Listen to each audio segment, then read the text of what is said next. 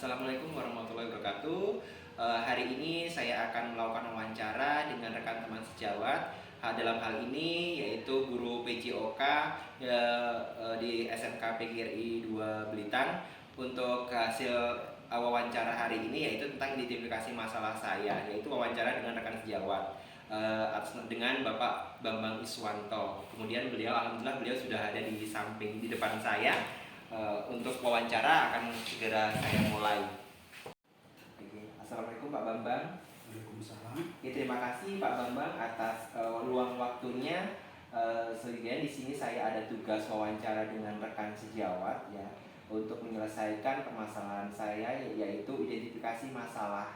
Untuk ada beberapa identifikasi masalah di sini yang saya paparkan, khususnya dalam proses pembelajaran PJOK kita. Untuk yang pertanyaan pertama Bapak Bambang, apa Pak Bambang yang menyebabkan kurangnya tingkat pemahaman siswa mengidentifikasi gerak dasar manipulatif dalam proses pembelajaran PJOK? Yang sering saya rasakan saat kita pembelajaran di lapangan, contohnya saat melakukan pemanasan, saya memberikan arahan, contohan awalan. Saat saya memberikan pemanasan, masih ada beberapa siswa yang tidak serius ataupun tidak fokus untuk melihat tahapan-tahapan untuk melakukan pemanasan. Jadi setelah saya berikan tugas ataupun untuk melakukan gerakan tersebut, mereka masih terkendala dalam proses melakukan gerakan tersebut. Berarti di sini siswa tidak fokus ya Pak, ketika fokus. kita memberikan materi, siswa tidak fokus. Ada beberapa siswa yang tidak fokus gitu ya. Jadi ketika diberikan tugas selanjutnya siswa tidak mengerti gitu. Terus Pak, ini solusinya bagaimana Pak Bambang? Sebagai guru harus lebih meningkatkan konsentrasi siswa agar lebih fokus dalam melakukan atau memperhatikan gerakan pemanasan yang kita arahkan atau kita contohkan. Itu sebagai guru, saya ulangi, kita harus lebih meningkatkan fokus atau konsentrasi siswa agar bisa melakukan atau memberikan arahan kepada mereka agar dia ataupun mereka bisa melakukan kegiatan tersebut dengan baik. Pak, untuk pertanyaan selanjutnya Pak, apa yang menjadi penyebab siswa yang mempunyai kelebihan berat badan malas untuk melakukan gerakan atau melakukan praktek dalam pembelajaran PJOK Bapak Bambang? Karena kasus ini, karena siswa yang mempunyai berat badan berlebih, otomatis ruang gerak mereka akan lebih sempit, menimbulkan efek kurang percaya diri pada siswa yang mempunyai masalah berat badan yang berlebih. Jadi itu ya Pak masalahnya. Terus untuk kira-kira Pak, untuk solusinya untuk menanggulangi siswa tadi ini yang mempunyai kelebihan berat badan, dia enggan untuk melakukan praktek atau gerakan-gerakan olahraga, solusinya gimana Pak? Intinya sebagai guru kita harus memberikan motivasi lebih kepada siswa yang mempunyai kendala di berat badan.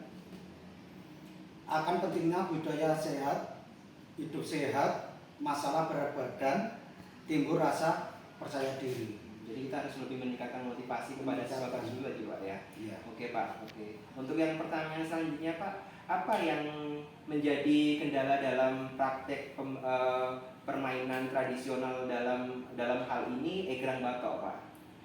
Dari kasus ini kurangnya pengetahuan akan permainan tradisional karena terkendala zaman modern dan sarana prasarana.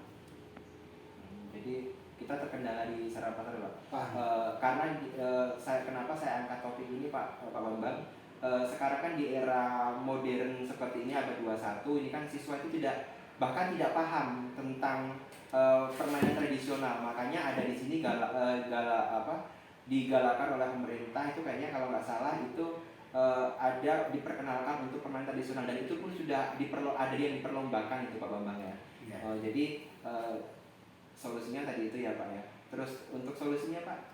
Kalau solusi untuk permainan tradisional, kita sebagai guru harus lebih telaten mengenalkan permainan tradisional agar minat siswa semakin ada pada permainan tradisional tersebut. Dan kita sebagai guru memberikan contoh alat yang perlu digunakan dan cara membuatnya. Oke, berarti kita harus memodifikasi alatnya Pak. Memodifikasi. Kalau tadi di sekolah kita ini belum ada, berarti kita harus membuatnya ya Pak ya. Terus itu kan bisa siswa kita suruh buat ya Pak ya, bisa ya Pak seperti itu Pak ya. Karena mungkin kalau menurut saya ini Pak, untuk tidak ada kendala sebenarnya sih, karena alat dan fasilitas untuk membuat egrang bakar ini banyak ya, banyak. Anak itu mungkin dia bisa ngambil dari tempat mana gitu untuk membuatnya, itu kan dengan biaya ini ya Pak ya, dengan biaya yang murah. Bahkan tidak mengeluarkan biaya, bisa juga memanfaatkan dari bekas dari gilingan kelapa atau segala macam gitu. Oke Pak, untuk pertanyaan selanjutnya, apa yang menjadi kendala dalam memberikan materi tentang bahaya seks bebas Pak? Kalau dalam kasus materi seks bebas, itu pembahasan materi tentang seks bebas terkendala sebagian siswa masih berpikir bahwa materi tersebut terlalu vulgar untuk diajarkan untuk kalangan siswa. Dari hasil berpikir mereka kadang meremehkan akan pentingnya pengetahuan tentang materi bahaya seks bebas itu sendiri.